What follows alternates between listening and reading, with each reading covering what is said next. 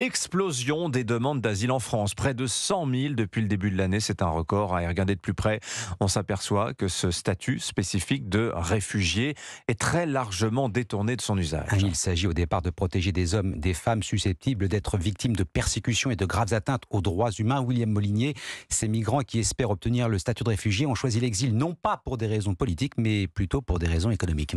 Effectivement, en une décennie, on est passé de 61 000 demandeurs d'asile en 2012 à plus de 130 000 l'année dernière, selon les chiffres de l'Office de protection des réfugiés, l'OFPRA. La barre des 140 000 devrait être dépassée en fin d'année. C'est une tendance très nette. Les migrants économiques tentent leur chance à travers le droit d'asile pour se maintenir sur le territoire français. L'Afghanistan reste le premier pays de provenance des demandeurs d'asile, mais suivent d'autres pays qui, eux, ne sont pas en guerre, comme la Guinée, la Côte d'Ivoire ou encore le Bangladesh.